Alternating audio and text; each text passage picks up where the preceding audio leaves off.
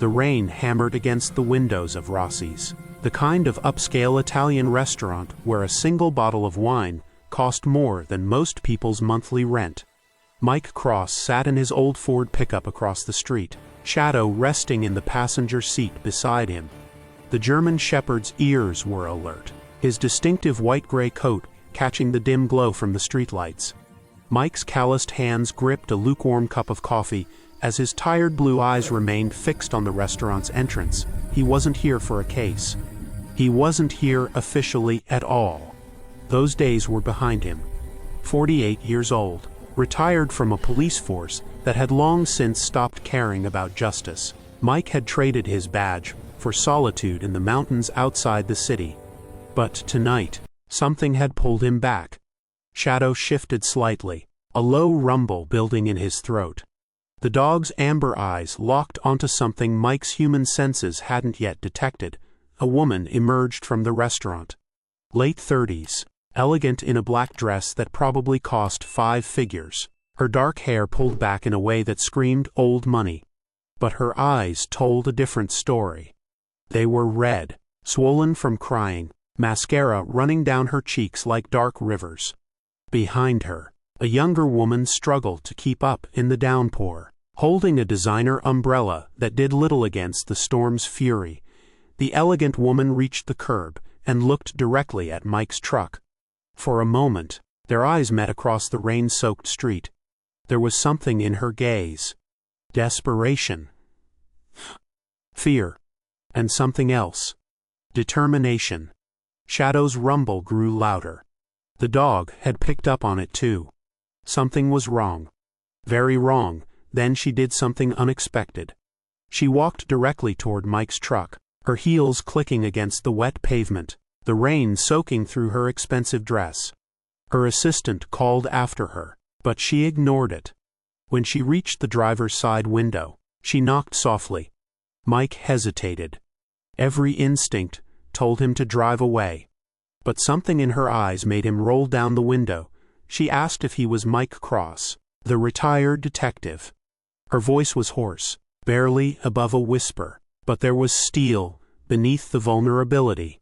Mike denied knowing what she was talking about, but she persisted. She knew who he was. She knew what he had done. She knew he had exposed the Cardelli family's money laundering operation 5 years ago, and that he had walked away because the department tried to bury his evidence. Shadow sat up straighter, his eyes never leaving the woman. Mike studied her face, looking for signs of deception. He had been approached before by people wanting favors, wanting him to dig into things that could get him killed. But this woman was different. When Mike asked who she was, she revealed her name, Isabella Marchetti. Her husband was Victor Marchetti. Everyone had heard of Victor Marchetti, billionaire real estate developer, philanthropist, collector of priceless art, and, according to every federal agent Mike had ever spoken with, one of the most dangerous mob bosses on the East Coast. Untouchable. Connected to politicians, judges, police commissioners.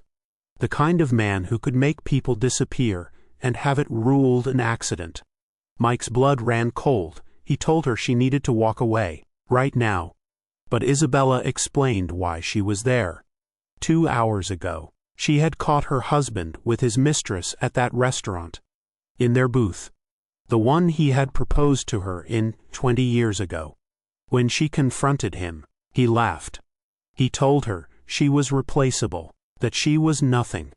And then his phone rang. She pulled out her own phone, hands shaking, and held up a photo she had clearly taken quickly and secretly. Even through the rain-spotted screen, Mike could see Victor Marchetti on his phone, and in the background, barely visible, was a man Mike recognized. Detective Frank Morrison. One of the most corrupt cops Mike had ever known. One of the reasons Mike had left the force, Isabella had recorded part of the conversation before Victor's men realized what she was doing and took her phone. But she had already sent the file to a secure email. Victor was planning something. Something big. Something that involved dead bodies. shipping containers, and enough money to buy half the city council. Mike's mind raced. This was exactly the kind of thing he had promised himself he would never get involved with again, but he could see it in Isabella's eyes. She wasn't lying. And if she had approached him, she was already a dead woman walking. Victor Marchetti didn't forgive betrayal. Mike asked why she had come to him specifically. Isabella explained he was the only cop in this city who couldn't be bought. And because she had something he needed. Full access to Victor's files. His real files. Everything. Offshore accounts. Names. Dates. Bodies. Everything Mike couldn't prove 5 years ago. Shadow leaned forward, sniffing the air near Isabella. The dog's posture relaxed slightly. Whatever he sensed, it wasn't immediate danger from her. Mike trusted that judgment more than any polygraph. He warned Isabella that if he helped her, her life as she knew it was over. Victor would come after her with everything he had. Isabella's response was resolute. Her life was over the moment she saw him with his mistress. The moment she realized everything she had been for 20 years was a lie. The moment she understood that every charity gala, every smile, every time she played the dutiful wife, she was covering for a monster. She pulled out a small USB drive from inside her dress. It contained a copy of Victor's offshore account information. A down payment. The rest was in a safe place. But she needed protection, and someone who could actually do something with this information before Victor had her killed. Mike looked at Shadow. The dog met his gaze, and in that moment of silent communication that came from years of partnership, Mike knew what the dog was thinking. They were both too old for this. They had earned their peace. But some things you couldn't walk away from. Mike told Isabella to get in the truck and to tell her assistant to go home and forget she saw any of this. Please support us by subscribing to the channel. Isabella Marchetti climbed into the back seat of the old Ford pickup, designer dress and all, leaving behind her old life. As Mike pulled away from the curb, he caught a glimpse in his rearview mirror of 2 men in dark suits emerging from the restaurant, scanning the street. The hunt had begun. Shadow turned his head to look at the woman in the back seat, then back at Mike. The old dog's expression seemed to say what Mike was thinking. Here we go again. The safe house was nothing like Isabella Marchetti was accustomed to. A 1-story cabin, 40 minutes outside the city, surrounded by dense pine forest, and accessible only by a rutted dirt road. The interior was spartanly furnished with mismatched furniture, a wood-burning stove for heat, and walls lined with bookshelves crammed with true crime novels and case files Mike had never quite been able to throw away. Shadow immediately began a perimeter check, his nose to the ground, methodically clearing each room. Old habits died hard for both of them. Isabella stood in the small living room, still in her soaked designer dress, looking completely out of place. Mike directed her to a bedroom down the hall where she could find dry clothes. They would be too big, but at least they were dry. Isabella nodded numbly, her hands trembling as she held her clutch purse. Mike recognized the signs.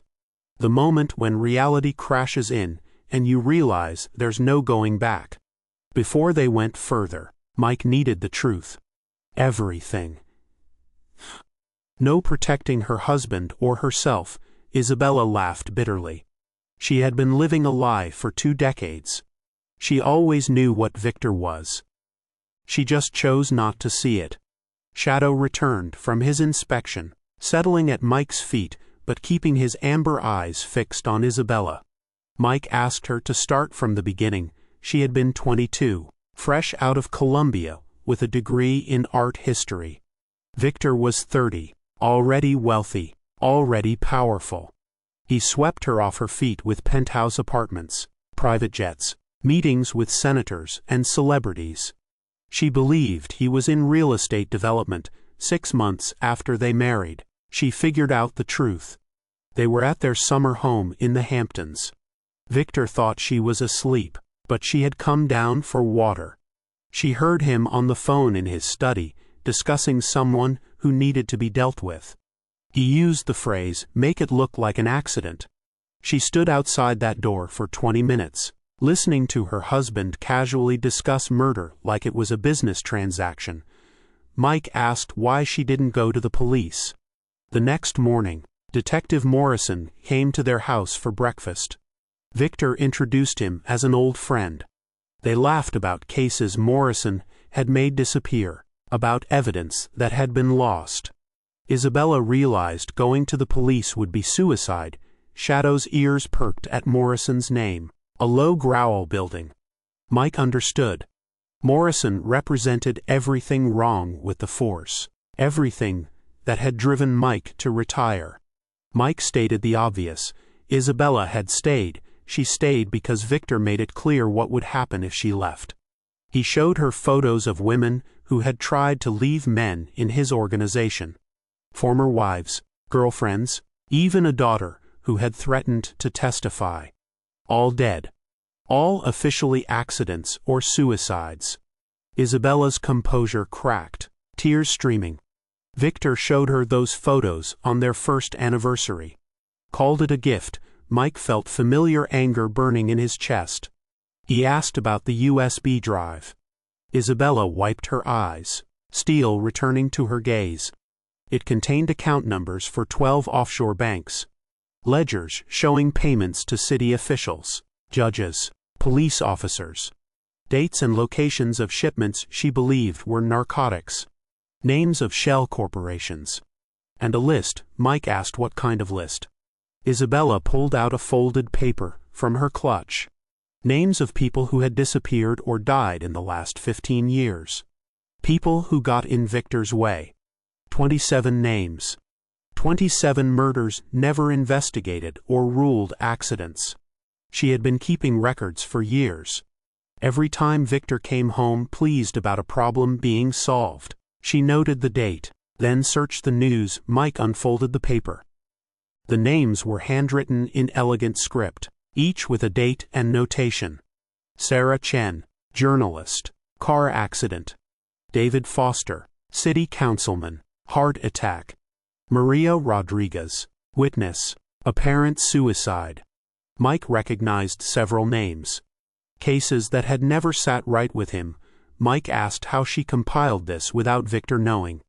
Isabella explained, Victor underestimated women. He thought her days of planning charity events meant she wasn't paying attention.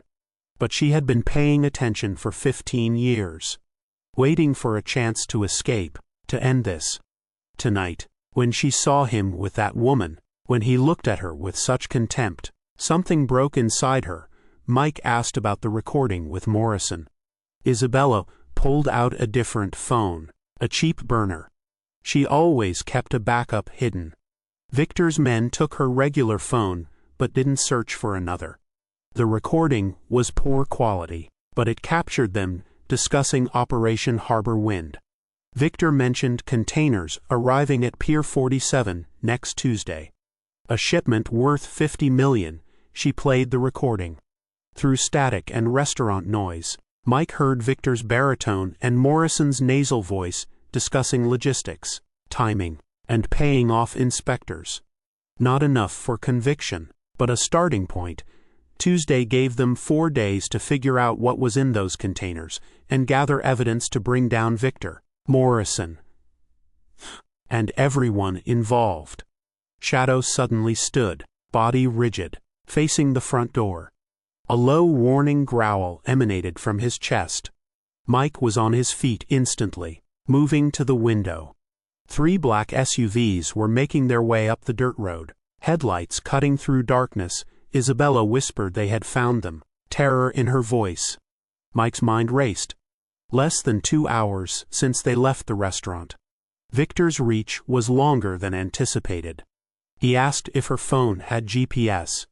Isabella's face went pale. The burner had no GPS. Then she stopped, hand going to her dress. Her jewelry. Victor gave her a diamond bracelet for their anniversary. He joked about always knowing where his investments were. Mike ordered her to take it off immediately. He grabbed a backpack, shoving essentials inside. Shadow was at his side, body tense, ready. Isabella fumbled with the clasp, finally getting it off.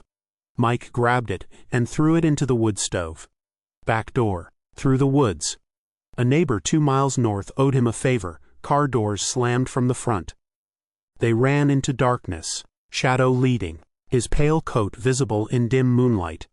Behind them, Mike heard his front door being kicked in, shouted orders. 3-minute head start. Isabella stumbled in her heels. Mike caught her arm, told her to lose the shoes. She kicked them off, kept running, bare feet on cold forest floor. Flashlight beams swept through trees behind them. Mike Cross had declared war on one of the most powerful crime families in the state, with nothing but a 10-year-old German shepherd and a betrayed mob wife. The odds were not in their favor. Frank Bellamy's farmhouse appeared through the trees like salvation. A single light burned in the kitchen window. Frank was a retired Army Ranger who had bought this property 30 years ago. He and Mike had met at a veterans support group, bonded over shared disillusionment with systems that failed the people they were meant to protect. Shadow reached the porch first, a soft bark announcing arrival. The door opened before Mike could knock. Frank stood there in worn jeans and faded army t-shirt, shotgun in, hands pointed at the ground.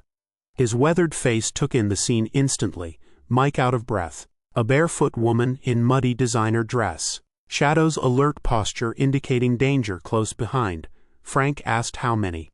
Mike told him at least 6, maybe more. Black SUVs, professionals. They needed vehicles, supplies, and a 10-minute head start. Frank nodded, already moving. No questions, no hesitation.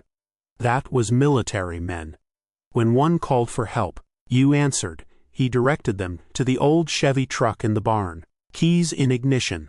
Go bag in the bed, had everything needed. Frank asked who the lady was. When Mike said Isabella Marchetti, Victor Marchetti's wife, Frank's hands paused while loading shells. He made a comment about Mike picking his battles, then asked if Mike knew Victor's men would come here after they left. Mike asked if Frank could handle it. Frank's grin was wolfish. 6 gangsters in expensive suits. He had handled worse before breakfast. He would call in favors, have half the Veterans Club armed and ready. They would make sure pursuers didn't follow. Mike quickly bandaged Isabella's bleeding feet while Shadow kept watch. The dog's ears swiveled constantly, tracking sounds in darkness. Isabella apologized for dragging them into this nightmare. Mike corrected her. She gave them a chance to end Victor Marchetti. That wasn't a nightmare. That was an opportunity. He asked if she could drive. When she confirmed, he told her she would drive, while he needed to be free to shoot if necessary. Shadow would ride in back, alert them if anyone followed. They made their way to the barn. The old Chevy was a beast from the 90s, forest green with rust. The go bag contained cash, burner phones, basic weapons, first aid supplies, and MREs. Frank was thorough. The engine turned over with a rumble that seemed too loud. Shadow jumped into the truck bed, positioning where he could see behind them. Mike climbed into passenger seat, a Glock from the go bag now holstered at his side. It felt familiar, comfortable, like greeting an old friend. Isabella asked where they were going. Mike told her north. A motel about 60 miles away, off the highway. The kind of place that takes cash and doesn't ask questions. They needed time to analyze what was on the USB drive and plan their next move. They pulled out just as flashlight beams appeared at Frank's property edge. Through the side mirror, Mike saw Frank step onto his porch, shotgun resting casually on shoulder, every inch the dangerous old soldier he once was. 3 more trucks pulled up from the opposite direction. The Veterans Club, right on time. Isabella accelerated, the old Chevy's engine roaring as they hit the main road. Behind them, Shadow's bark warned of vehicles emerging from forest, but they were too late. Frank and his friends had positioned themselves to block pursuit.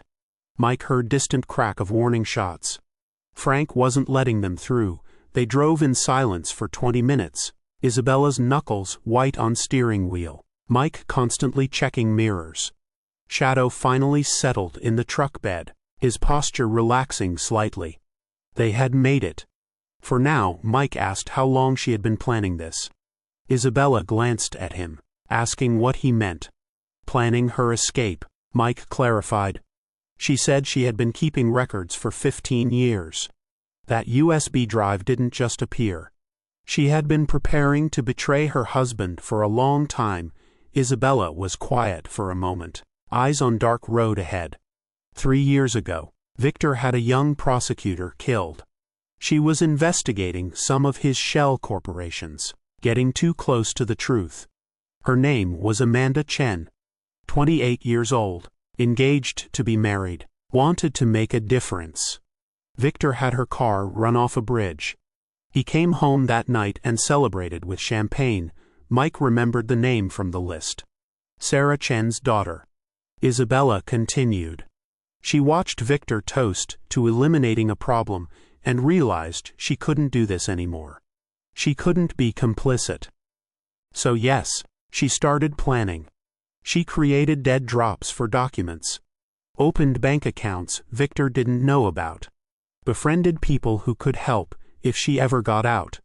She had been building her case for 3 years, waiting for the right moment. Mike stated the obvious. Tonight was that moment. Isabella confirmed. Tonight she realized if she waited any longer, she would be dead anyway. Victor was getting paranoid, talking about loose ends, about people who knew too much.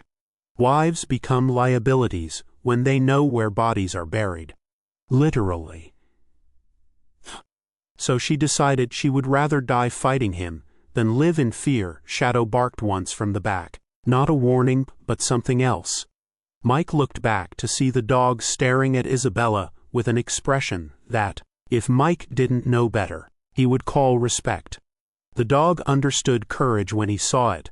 The motel appeared like a beacon in darkness.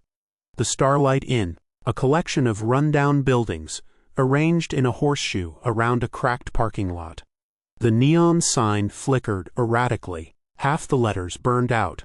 Perfect. Mike went inside alone to rent a room, paying cash and using a fake name the desk clerk didn't question. Room 7, around back, farthest from the road. The room was exactly what Mike expected.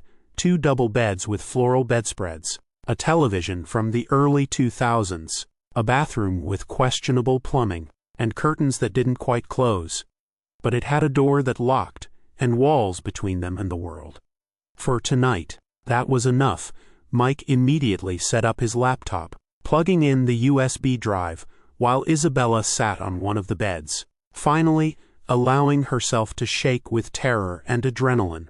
Shadow positioned himself by the door, on guard. The files opened, and Mike felt his breath catch. Isabella hadn't been exaggerating. There were spreadsheets detailing payments to 43 city officials, including 3 judges, 2 police captains, and a deputy mayor. Bank records showing movement of over $200 million through shell corporations. Shipping manifests with cryptic codes Mike suspected indicated narcotics, but it was the last folder that made Mike's blood run cold. Personnel files. Photos, addresses, family information for everyone in Victor Marchetti's organization. Soldiers, enforcers, corrupt officials. And at the bottom, a file marked high-value targets. Mike opened it. The first photo was of Isabella herself. Threat level, extreme. Knows too much. Eliminate if she becomes a problem. The date on the file was 2 weeks old. Mike called Isabella over quietly. She needed to see this. She crossed to the laptop, looked at her own file, and her face went pale. Victor was already planning to kill her. The affair, the humiliation, tonight, none of it mattered. He had already decided. Isabella realized out loud that she was right to run. But it also meant Victor was going to come at them with everything he had. She wasn't just his wife anymore. She was his biggest threat. Mike agreed, then added they had better make sure they destroyed him before he destroyed them. Isabella straightened, wiping away tears. Then they would do exactly that. Dawn broke cold and gray over the Starlight Inn. Mike hadn't slept, spending the night analyzing Victor's files, while Shadow dozed by the door, and Isabella finally succumbed to exhaustion. The more Mike read, the more he understood the scope of what they were facing. Victor wasn't just a mob boss. He was a sophisticated criminal enterprise, masquerading as legitimate business, with tendrils reaching into every level of government. The file on Operation Harbor Wind was particularly damning. The containers arriving Tuesday weren't just drugs.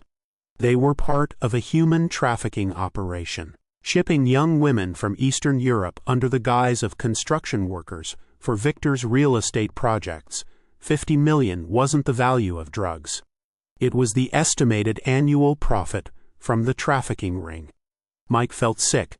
He had dealt with evil in his 25 years on the force, but this was beyond anything he had encountered. Victor Marchetti wasn't just a criminal. He was a monster. Shadow stirred, rising to his feet with a soft growl. Someone was approaching the room. Mike's hand went to his weapon, but then he heard the distinctive pattern of knocking. 3 short, 2 long, 1 short. Frank's signal. Mike opened the door cautiously. Frank stood there looking like he had been through a war, which Mike supposed he had. His knuckles were bruised, there was a cut above his eye, and his shirt was torn. But he was grinning. Frank explained that 6 of Victor's men had shown up, just like Mike said. They weren't expecting resistance. Frank and the Veterans Club convinced them to leave. Couple of them might need medical attention, but nothing fatal. The message was sent. The Veterans Club protects its own. Mike asked if anyone followed Frank to the motel. Frank scoffed. He didn't survive 3 tours in Afghanistan by being sloppy. He tossed a new burner phone to Mike and held up a bag from a local diner. Breakfast they ate quickly, Mike filling Frank in on what he had found in the files. Frank's expression grew darker with each revelation. He stated the obvious. Mike needed federal help with this. This was FBI territory. Mike explained he couldn't trust the FBI. According to these files, Victor had 2 agents in the local field office on his payroll. Agent Dawson and Agent Torres. Both receiving monthly payments for the past 4 years. Frank suggested going over their heads. Contact the main office. The director. Mike shook his head. What would he say? That he, a retired detective with a grudge against the department, had evidence against a billionaire philanthropist? They would bury it, just like they buried his Cardelli investigation. No. They needed irrefutable proof. They needed to catch Victor in the act. Isabella had been quiet, but now she spoke up. The gala. Both men turned to her. Mike asked what gala. Isabella explained Victor was hosting his annual charity gala Friday night. A major event. Politicians, business leaders, celebrities. Over 500 guests. He used it to cement relationships, make deals, show off his legitimacy. If they could expose him there, in front of everyone who matters, he couldn't make it disappear. Frank pointed out that was in 4 days. And did Isabella think Victor would just let her walk into his event? Isabella explained Victor didn't know she had allies now. He thought she was running scared, alone, that she would try to leave the country or hide. But Victor was arrogant. He would want to send a message at the gala.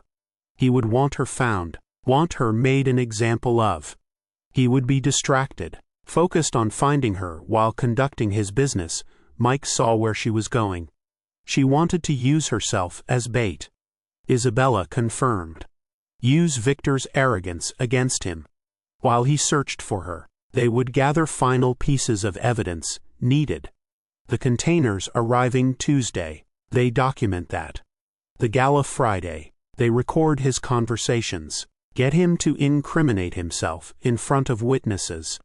They needed him to confess. Not just files and records, but his own words admitting what he had done.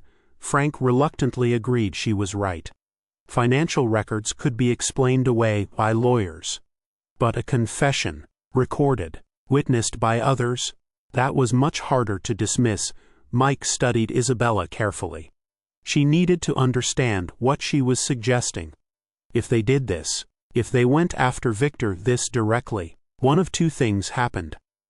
Either they succeeded, and he went to prison for life, or they failed, and he killed all of them. There was no middle ground.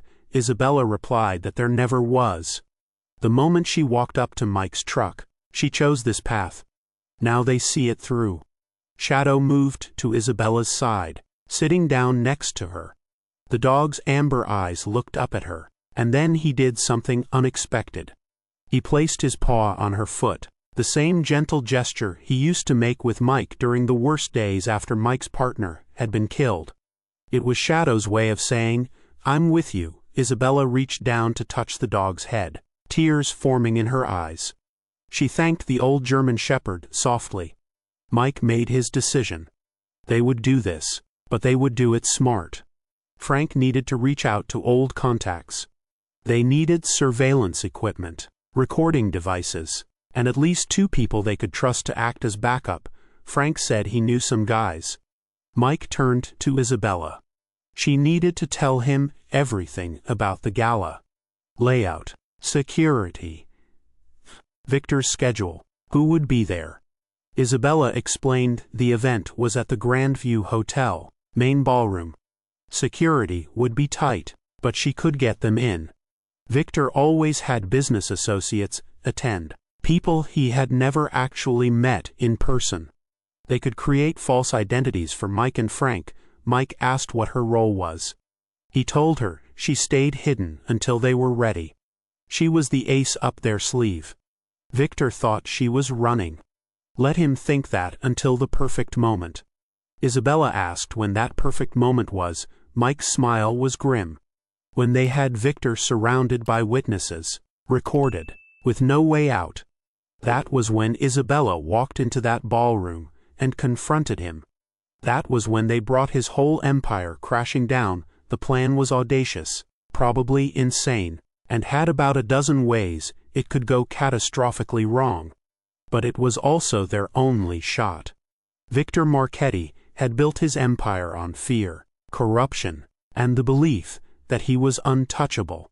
It was time to prove him wrong. Monday and Tuesday were spent in careful preparation. A woman named Sarah Martinez arrived. Former FBI captain, currently working private security. Mike had called in one more favor. Martinez acquired high-end surveillance equipment through her contacts. Frank reached out to more veterans, creating a network of watchers throughout the city who could track Victor's movements. Mike pored over the files, memorizing faces, patterns, schedules. Shadow remained constantly alert, sleeping in brief bursts but always waking at the slightest sound. The old dog knew they were in danger, knew his human needed him sharp. Isabella watched Shadow several times with a sad smile. She commented to Mike once that Victor never understood loyalty. Real loyalty, the kind that couldn't be bought. Shadow was loyal to Mike not because Mike fed him or was his master, but because Mike earned it. Victor never understood that concept. Tuesday night arrived with a cold wind blowing from the harbor. They drove separately to Pier 47, approaching from different directions, communicating only through encrypted radios. Mike and Shadow took position behind a stack of shipping containers that provided clear line of sight to the main dock while keeping them hidden. Martinez was set up in an abandoned guard tower with cameras and long-range microphones. Frank circled the perimeter in an unmarked van, ready to follow the transport. The pier was quiet. Most legitimate operations shut down for the night. Only a skeleton crew remained, and Mike recognized the dock supervisor from Isabella's descriptions. At 11:37, the ship appeared. A mid-sized cargo vessel flying a Liberian flag. Exactly as the manifests indicated, Mike watched through night vision binoculars as the crew began unloading specific containers, bypassing normal customs procedures. The corrupted inspectors were there, waving through paperwork without actually inspecting anything. Shadow remained perfectly still beside Mike, trained not to move during surveillance operations. But Mike could feel the tension in the dog's body. 2 containers were offloaded and immediately transferred to unmarked trucks. Mike got clear photos of license plates, faces of drivers, everything they needed. But he needed more. He needed proof of what was inside those containers, making a decision that could either break the case or get him killed. Mike keyed his radio. He told Martinez he was going mobile, needed to get closer. Martinez immediately responded, negative, too risky. Mike insisted they needed definitive proof. He was going in, Mike was already moving, Shadow at his side. They navigated through stacks of containers with practiced silence, working toward the trucks. Shadow's nose worked constantly, and suddenly the dog froze. A low whine building in his throat. Mike knew that sound. Shadow had found something. Or rather, someone. The dog was trained to detect living humans, and right now he was alerting to the containers. People were inside those steel boxes. Mike pressed himself against cold steel, Shadow rigid beside him, both their hearts hammering. The whine from the dog was barely audible, but Mike understood. Living people, trapped in steel boxes designed for cargo, being offloaded like merchandise. He pulled out his phone, switching to thermal camera mode, an app Martinez had installed. He aimed it at the nearest container, being loaded onto a truck. The screen showed heat signatures. Multiple bodies, pressed together, barely moving. 20, maybe 30 people in a space meant for freight, Mike whispered into his radio. He had thermal confirmation. Multiple heat signatures in both containers. Human trafficking confirmed. Martinez's voice crackled back through the radio. Evidence secured. Mike needed to get out of there now. But Mike couldn't move. He was staring at the container, at those heat signatures, knowing that inside were terrified people who had been promised jobs, opportunity, a better life. Instead, they had been sold into slavery by Victor Marchetti's organization. Shadow nudged his leg, insistent. The dog was right. They had what they needed. They had to get out before they were spotted. But as Mike started to back away, one of the truck drivers lit a cigarette. The flame briefly illuminating his face, Mike's blood ran cold. Detective Frank Morrison stood there, smoking casually, wearing civilian clothes, but clearly overseeing the operation. He wasn't just providing protection anymore. He was directly involved in human trafficking. Mike whispered into the radio that they had Morrison on scene, recording everything. Morrison finished his cigarette and crushed it under his boot. He pulled out his phone, and even from this distance, Mike could hear his nasal voice clearly. Morrison was talking to someone, reporting that the shipment was clean, no problems. They would have them processed by morning.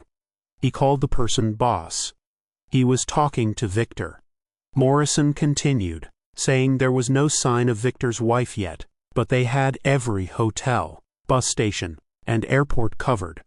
She couldn't have gotten far. They would find her. A voice came through Morrison's phone speaker, loud enough for Mike to hear. Victor's voice. He wanted Isabella found before the gala. He wanted her to know what happens to people who betray him before she died. Morrison laughed, asking if Victor wanted them to make it hurt. Victor's response was chilling. He wanted Isabella to watch everyone she ever cared about die first. Then yes, make it hurt. Mike's finger was steady on his phone's record button. This was it. Victor Marchetti, on tape, ordering the torture and murder of his wife. Combined with the trafficking evidence, The financial records. Everything Isabella provided. This was enough. Shadow's warning growl came a second too late. Mike heard the footstep behind him, started to turn, but something hard crashed into the back of his head. The world spun, his vision fragmenting into stars and darkness. He heard Shadow's vicious bark, heard someone scream, heard gunfire. Then nothing. Mike woke to cold water being thrown in his face. His head throbbed with nauseating intensity, and his hands were zip-tied behind his back. He was in a warehouse, different from the one they had been using. Darker. Victor's warehouse. Shadow was gone.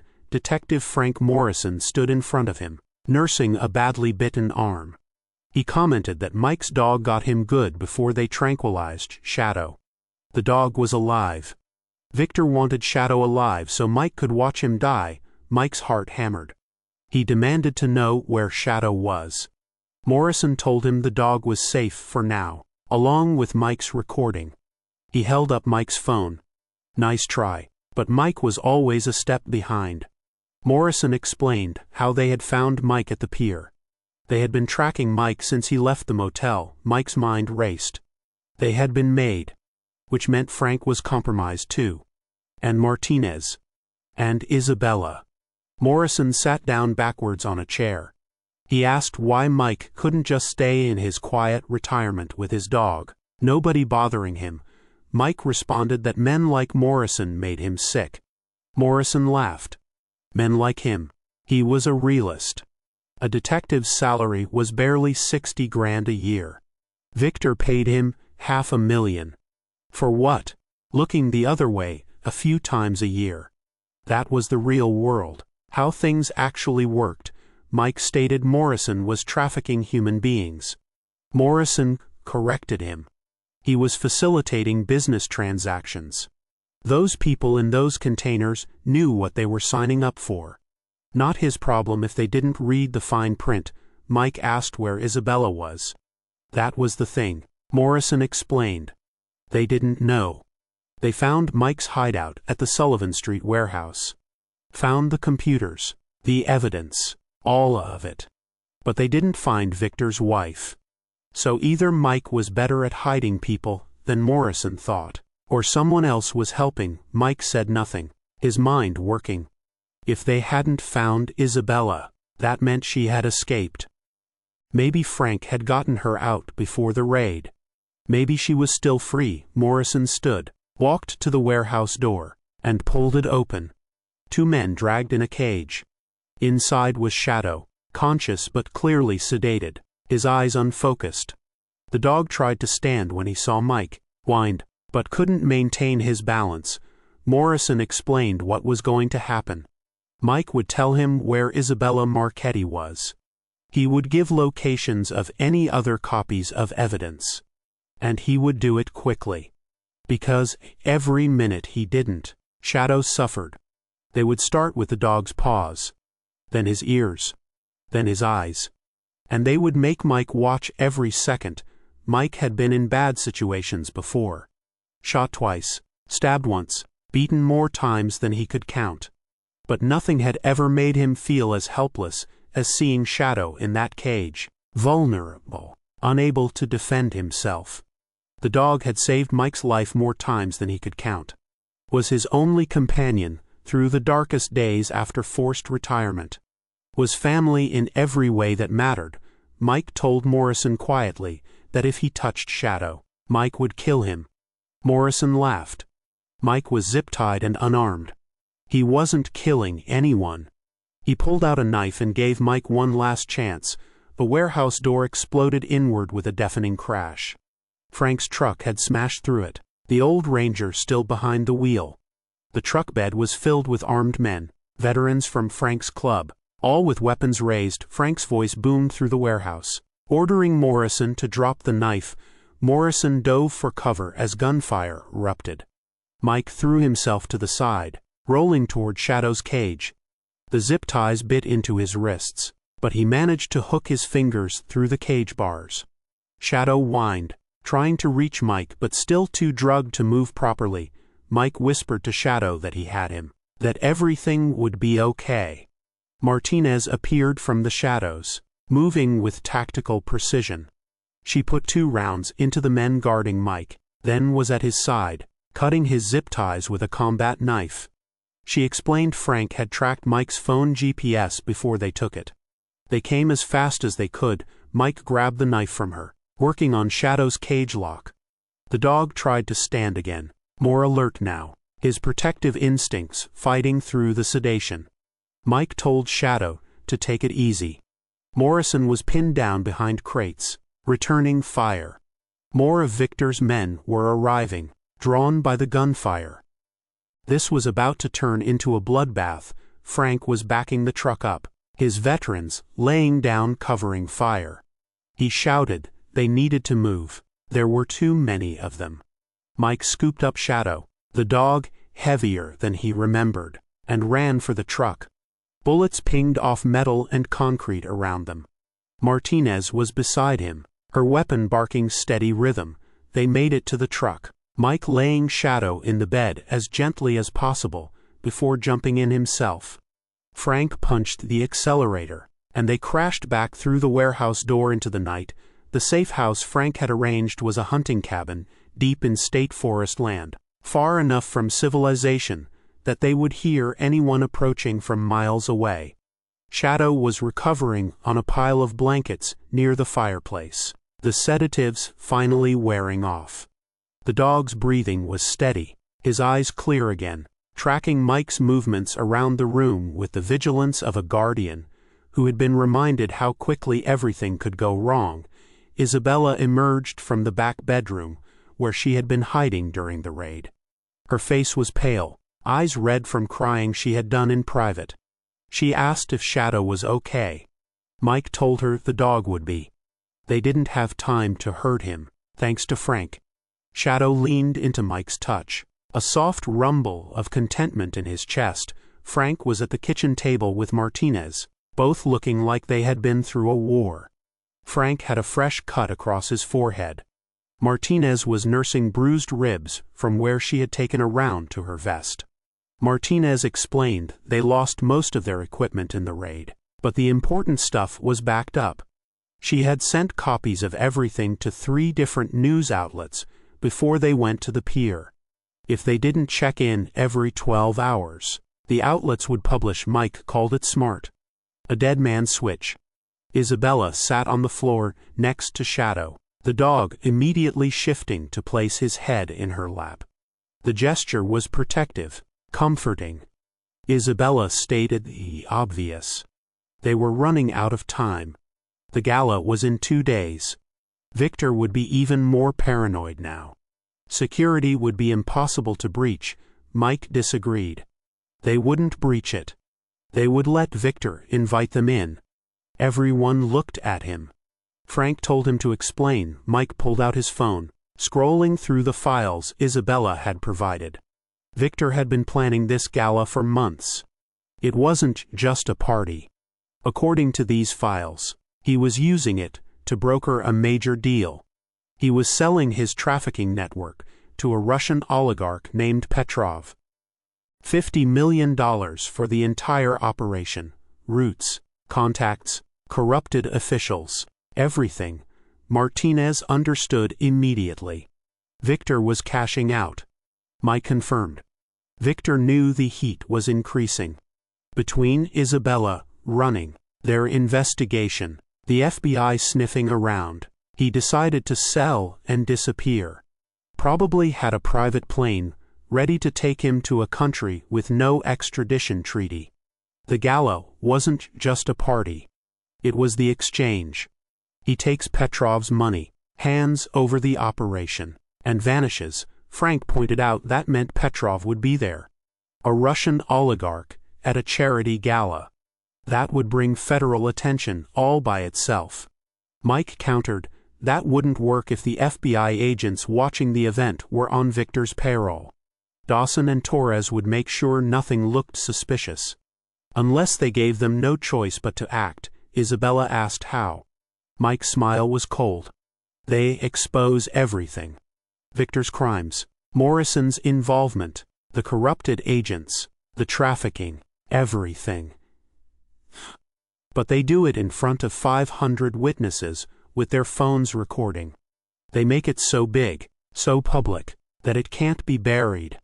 And they do it the moment Victor hands over evidence of his organization to Petrov. Martinez understood. Mike wanted them to incriminate themselves. Mike confirmed. Victor thought he was selling his network. What he was actually doing was providing evidence of everything he ever did, documented, to a foreign criminal in front of hundreds of witnesses. They just needed to be there to make sure everyone saw it. Isabella stood, shadow rising with her. She could get them in. Victor always had business associates attend, people doing deals with him. She knew the names of at least 3 people on the guest list who had never actually met Victor in person. They used those identities. Martinez pointed out Victor would have photo recognition at the door. Isabella explained not for the VIP entrance. Victor kept that low-tech deliberately. He didn't want records of everyone who came to his private meetings. If you had the right invitation code, you walked right in. She could get those codes. They were in Victor's private office safe, and she knew the combination. Mike pointed out the obvious. Victor's office safe was in his penthouse. The same penthouse that would be crawling with security looking for her. Isabella responded, that was a good thing. She knew every entrance, every security camera, every blind spot in that building. She lived there for 20 years. She knew it better than anyone. Frank shook his head. This was insane. All of it. Mike asked if he had a better idea. Frank admitted he didn't, which was why he was in. But they needed more than just the 4 of them. Martinez said she could get a team. Private security contractors she had worked with. Good people who knew how to be discreet. They would cost, though. Isabella said she had money. She had been moving funds into accounts Victor didn't know about for 3 years. Whatever they needed, they spent the rest of the night planning. Every detail, every contingency, every possible thing that could go wrong. Shadow remained close to Isabella, the dog, having apparently decided she was part of his pack now, someone to be protected. Mike noticed the way she touched Shadow's head when she was thinking, how the dog's presence seemed to calm her anxiety. By dawn, they had a plan. Insane, probably suicidal, but a plan.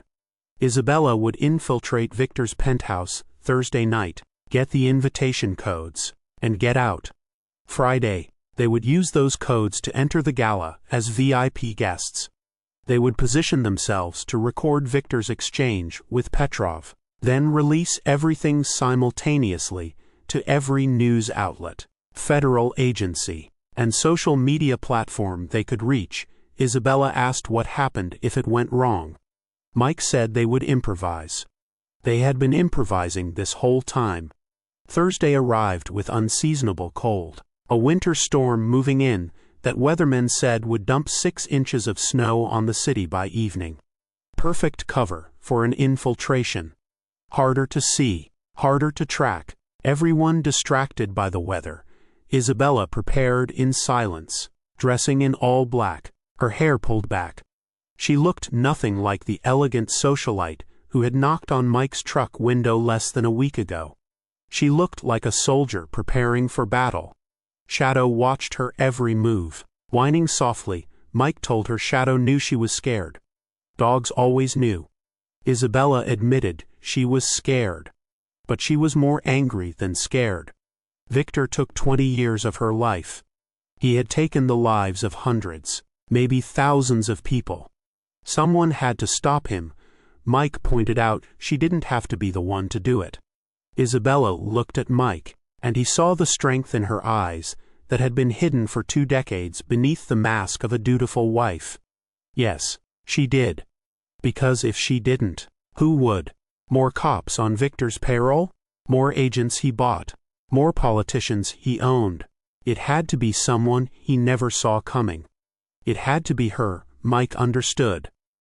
This was about more than justice.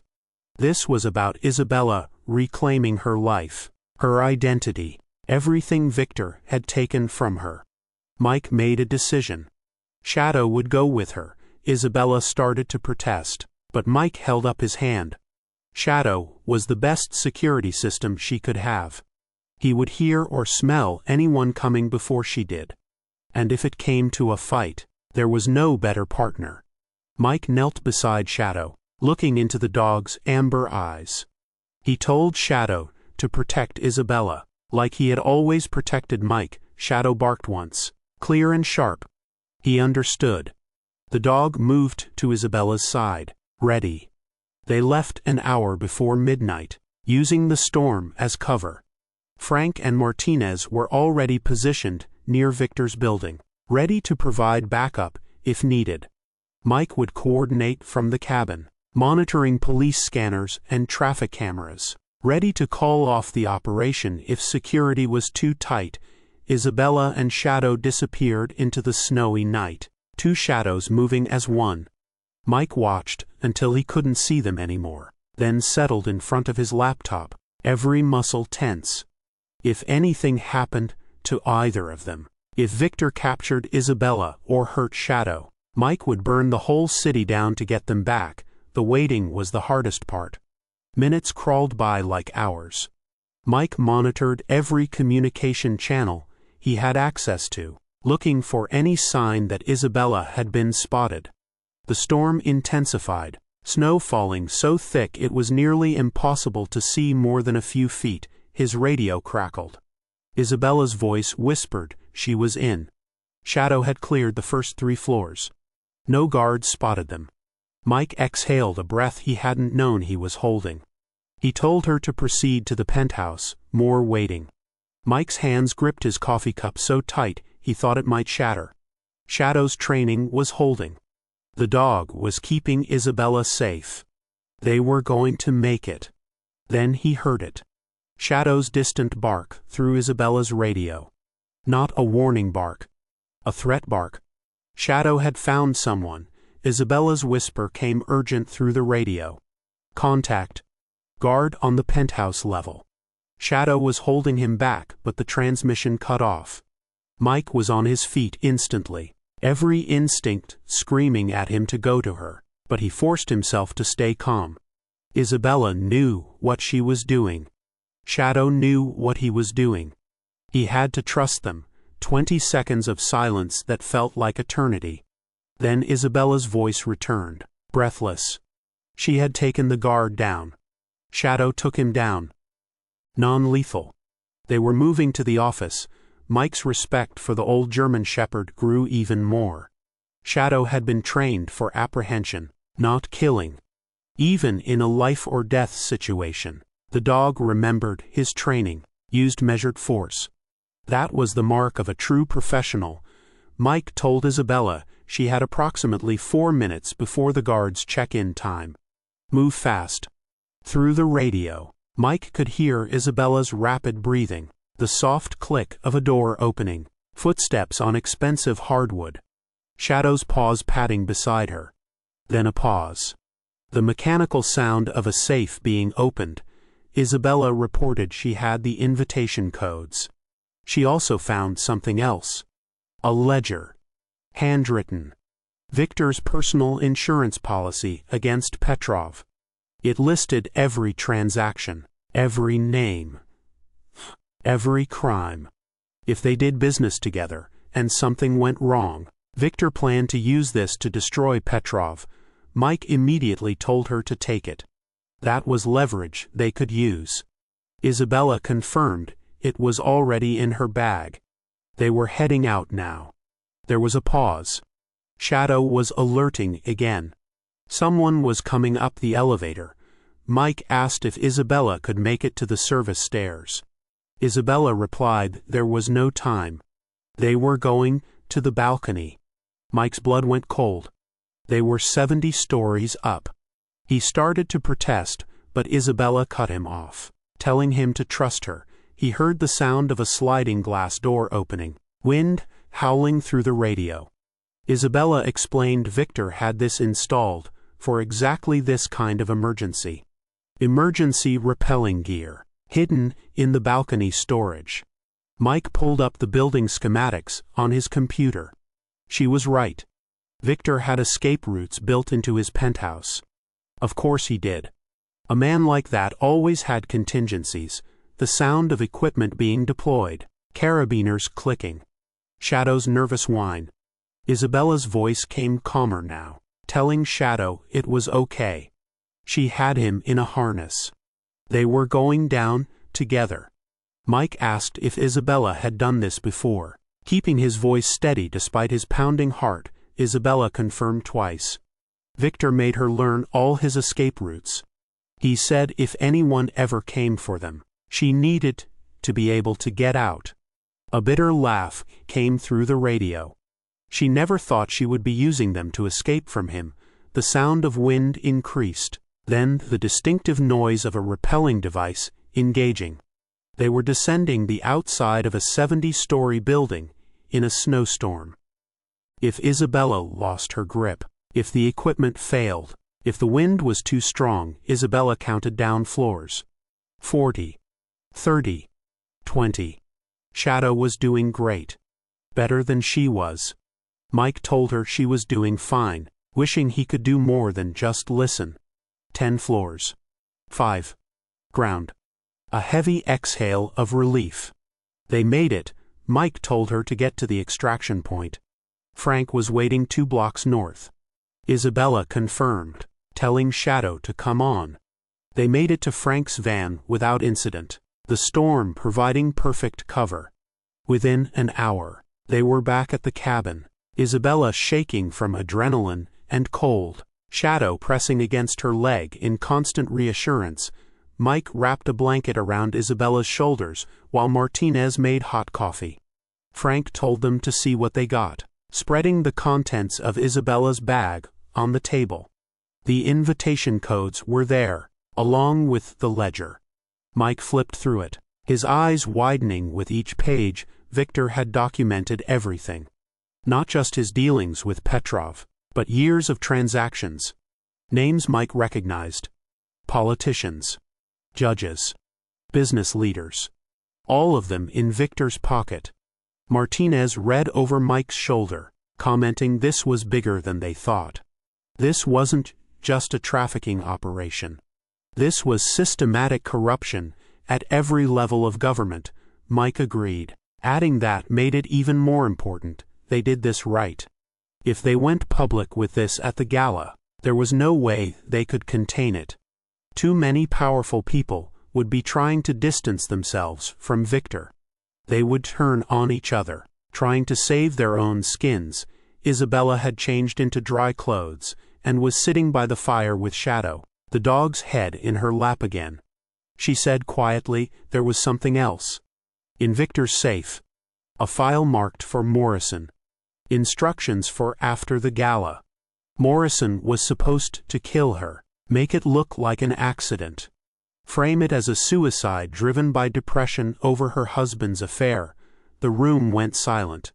Mike looked at the woman who had risked everything to stop her husband, who had trusted him when she had no reason to, who had descended 70 stories down the side of a building in a snowstorm with his dog. And he felt rage unlike anything he had experienced before. Mike stated that wasn't going to happen. Tomorrow night, they ended this. All of it. Victor, Morrison, everyone involved. And they would do it in a way they could never escape. They spent Friday preparing. Martinez's team arrived, 6 contractors who looked like exactly what they were, former military with specialized skills. They reviewed the gala plan, memorized faces, coordinated signals. Frank requisitioned equipment, hidden cameras, recording devices, communications gear. Shadow seemed to sense the tension, staying close to both Mike and Isabella, his protective instincts in overdrive.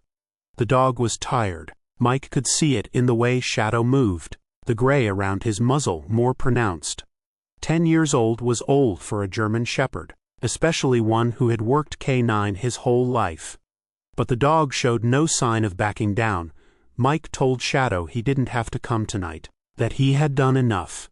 Shadow responded by placing his paw on Mike's knee, the same gesture of solidarity he had given Isabella. The dog's amber eyes were clear. Wherever Mike went, Shadow followed. That's what partners did. Evening came too quickly. They dressed in formal wear, appropriate for a high society gala, weapons hidden beneath expensive suits and dresses. Isabella had transformed back into the elegant socialite, her disguise complete with a blonde wig and colored contacts. She was unrecognizable from the woman in Victor's social circles. Isabella asked how she looked. Martinez told her she looked like someone who was about to destroy her husband's empire. They arrived at the Grandview Hotel in separate vehicles, entering through different doors at staggered times. The VIP codes Isabella had stolen worked perfectly. Security waved them through without a second glance. Just another group of wealthy business associates arriving to network with Victor Marchetti. The ballroom was exactly as opulent as Mike expected. Crystal chandeliers, marble floors, ice sculptures, a string quartet playing classical music, 500 guests in designer gowns and tailored suits, sipping champagne worth more than Mike's old salary. Politicians glad-handing businessmen. Celebrities posing for photos. Everyone pretending this was about charity, when it was really about power and influence. Victor Marchetti held court at the center of it all. 53 years old, silver-haired, distinguished in a custom tuxedo. He moved through the crowd like royalty, shaking hands, smiling, the perfect image of a respectable philanthropist. Only Mike could see the predator beneath the polish, the monster hidden behind the charm. Beside Victor was a man Mike recognized from intelligence photos, Dmitry Petrov. Russian oligarch, human trafficker, arms dealer. Wanted by Interpol for crimes across 3 continents. And tonight, he was a guest at a charity gala in a major American city. Protected by corrupted law enforcement, Detective Morrison stood near the bar, also in formal wear, his eyes constantly scanning the room. He hadn't spotted Mike yet, but it was only a matter of time. Mike positioned himself near the private rooms where Victor would conduct his business. Martinez was at a table near the stage, multiple cameras hidden in her purse and jewelry. Frank had taken a position near the main exits, ready to lock them down if needed. Isabella circulated through the crowd, staying far from Victor, documenting faces with a pen camera in her clutch. At 10:15, Victor and Petrov excused themselves from the main ballroom, heading toward the private conference room. Morrison followed, along with 2 other men Mike recognized as federal agents. Dawson and Torres, the corrupted FBI agents. This was it. The exchange was happening. Mike keyed his radio, announcing the target was moving and asking if everyone was in position. Martinez stood, casually walking toward the conference room. Frank shifted to block the corridor. Isabella began moving through the crowd toward the stage, where the evening's speeches would take place. The plan was simple. Let Victor and Petrov complete their exchange, record everything, then broadcast it simultaneously to every device in the room. Martinez had hacked the hotel's AV system earlier. 1 button push, and 500 phones would receive the full evidence package. Witnesses everywhere. No way to cover it up. Mike followed at a distance, Shadow at his side. The dog had his service vest on, marked as a medical alert animal. No one questioned it. They reached the private room, and Mike could hear voices inside through the door. Victor's voice, smooth and confident. Petrov's, heavily accented. Morrison, providing security details. Martinez had positioned micro cameras earlier in the day, disguised as part of the room's DCOR. Through the hidden camera feeds on Mike's phone, he watched the exchange unfold. Victor sat at the head of a conference table, Petrov across from him, Morrison standing guard at the door. The 2 corrupted FBI agents flanked the entrance from inside, Petrov asked if everything was in order, tapping a leather briefcase on the table. Victor confirmed, sliding a tablet across the polished surface. Complete operational structure. Shipping routes, corrupted officials with access codes for each, financial accounts, safe houses across 12 states. Everything Petrov needed to run the entire network without interruption. Mike's phone recorded every word, every gesture. Martinez had positioned the cameras perfectly. Multiple angles, crystal clear audio. This was evidence that couldn't be disputed. Petrov examined the tablet, scrolling through files. He asked about the officials Victor had purchased, whether they would transfer loyalty to him. Victor explained it was already arranged. They didn't care who signed their checks, as long as the checks cleared. He gestured to Morrison. The detective had been instrumental in eliminating obstacles. Witnesses who might testify, evidence that might surface, investigators who got too curious. All handled with impressive efficiency. Morrison actually preened at the compliment. Mike felt sick watching it.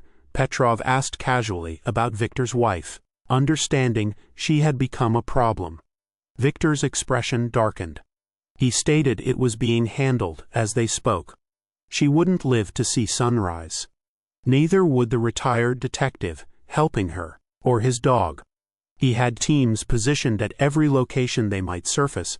Shadow's ears flattened against his head at Mike's feet, a low growl building. The dog understood tone, if not words. Mike placed a hand on Shadow's back, calming him silently. They needed to see this through. Petrov nodded with satisfaction.